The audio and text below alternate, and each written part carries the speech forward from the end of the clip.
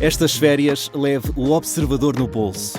Na praia, no campo ou entre viagens, acompanhe toda a atualidade sem limites. Assine com 40€ de desconto e habilite-se a ganhar uma estadia de 2 noites num dos hotéis boutique da Small Portuguese Hotels. Este verão, desligue da rotina, não da informação. Assine em observador.pt. 10 em ponto.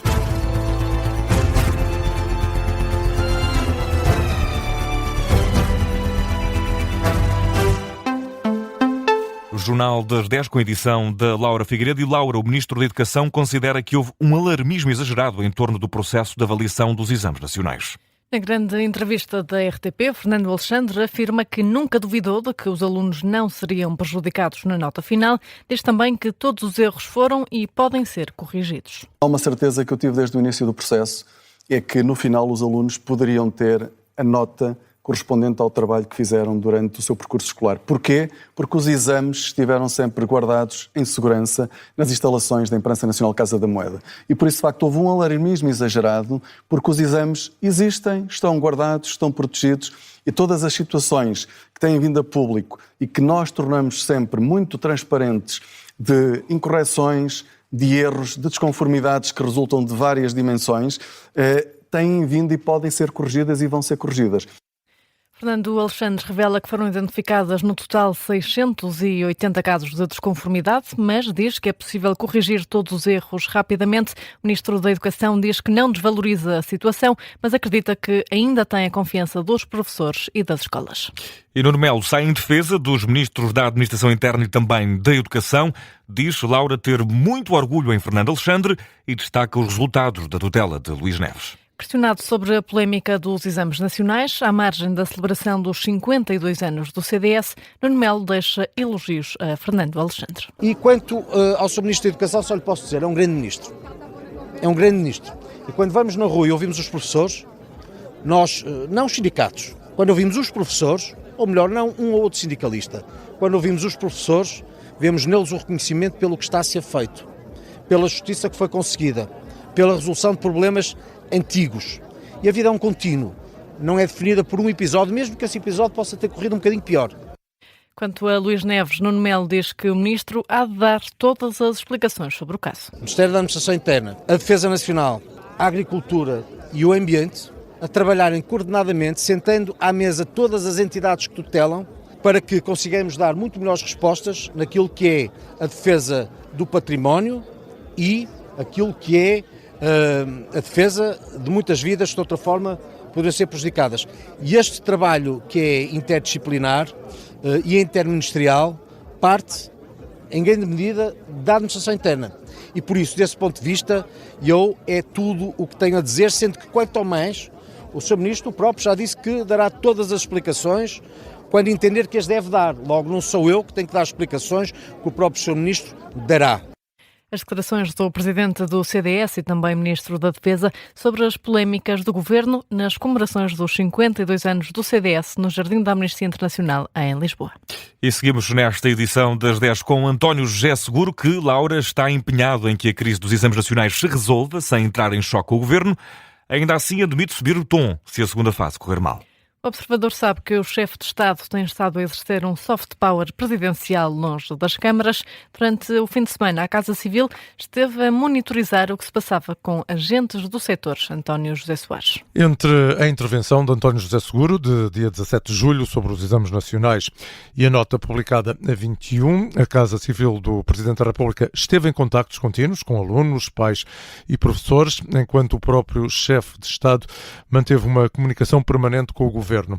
Depois de um fim de semana com alguma confusão, o Presidente da Associação Nacional de Diretores de Agrupamentos e Escolas Públicas foi mesmo presencialmente a Belém. O observador confirmou ainda que houve telefonemas entre a Presidência da República e a FENPROF. A primeira declaração pública sobre os exames foi no dia em que terminava o prazo para a entrega das notas.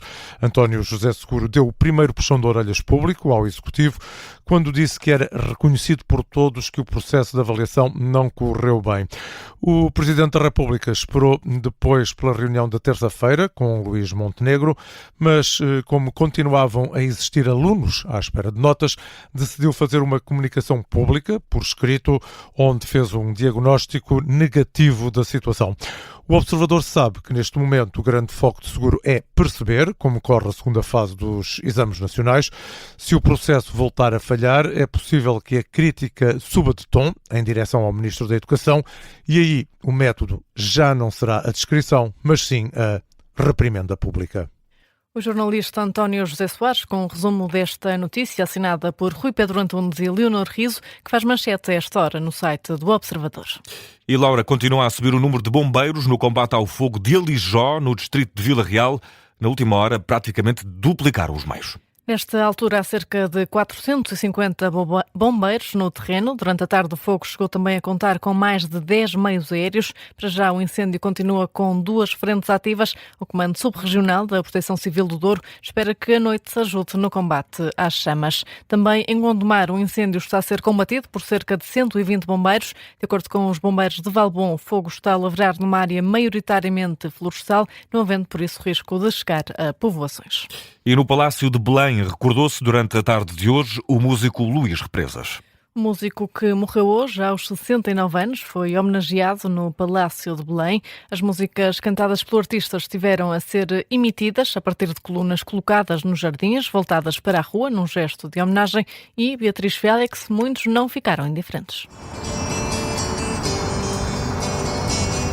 Foi uma tarde diferente em Belém. No dia em que o país perde uma das maiores referências do mundo da música, somam-se as homenagens e o Palácio faz ecoar a voz de Luís Represas. O passeio dos turistas fica hoje marcado por uma paragem a mais para perceber se a música é hábito ou é especial e multiplicam-se os vídeos feitos com algumas das músicas mais conhecidas interpretadas pelo artista. Um dia selei a 125 azul. Foi sem mais nem menos. Os mais jovens parecem apenas conhecer o nome de Luís Represas através dos pais de gerações já mais próximas do estrovante. Cidália está num banco do jardim a ouvir a voz que, mesmo sem ter conhecido, recorda com alegria. Pessoalmente não conhecia, mas gostava muito dele. Para Cidália, Luís Represas é sinónimo de memória. Gosto-me realmente do cantor, mas normalmente vem à memória o tempo mais antigo. Do outro lado do jardim, Hélder escutava sucessos como o 125 Azul, Perdidamente ou Timor, enquanto esperava pelo autocarro e, nessa espera, lembra uma voz que não vai esquecer tão cedo. Tenho muitas memórias, de há muitos anos para cá. Ele tinha uma voz espetacular e tinha umas canções também muito interessantes. Mas pronto, olha, é assim a vida.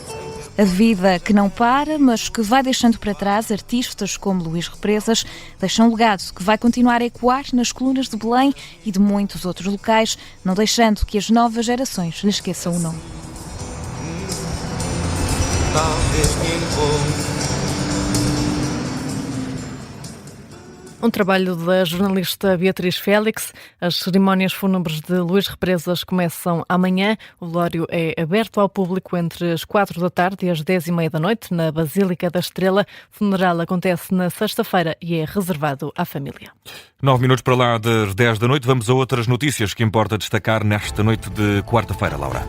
Paulo Portas tomou hoje posse como Comissário-Geral para as comemorações dos 900 anos da Fundação de Portugal. O ex-vice-primeiro-ministro garantiu que vai ouvir os mais variados agentes culturais e entidades antes de apresentar a programação, que deverá ser conhecida até ao final do ano. Portugal celebra 9 séculos de fundação em 2028, tomando-se como referência a Batalha de São Mamede, a 24 de junho de 1128. A ONU anunciou hoje a nova resposta para o próximo inverno na Ucrânia, um apoio de cerca de 314 milhões de euros para ajudar mais de 2 milhões de pessoas. O plano 2026-2027 pretende apoiar as populações mais vulneráveis em termos de aquecimento, reparação de habitações, cuidados de saúde, alimentos e ajuda financeira. O comunicado divulgado pelas Nações Unidas sublinha que é importante começar os preparativos o quanto antes. O guarda-redes cabo-verdiano Vozinha foi escolhido para o 11 ideal do Mundial 2026. A equipa integra ainda 3 futebolistas da campeã Espanha, entre os quais o médio Rodri, eleito o melhor jogador do torneio e igual número da França. A Argentina tem 2 representantes na melhor equipa do Campeonato do Mundo, com destaque para o avançado Lionel Messi. O defesa Nuno Mendes era o único português entre os candidatos ao 11 ideal do Mundial 2026, mas acabou por não ser escolhido. Notícias de regresso à antena da Rádio Observador, em formato síntese às 10h30, também com edição da Laura Figueiredo. É com ela na Noite Informativa por aqui. Um abraço, Laura. Até já. Até já. E já a seguir temos a primeira parte do episódio desta semana de O Resto é História.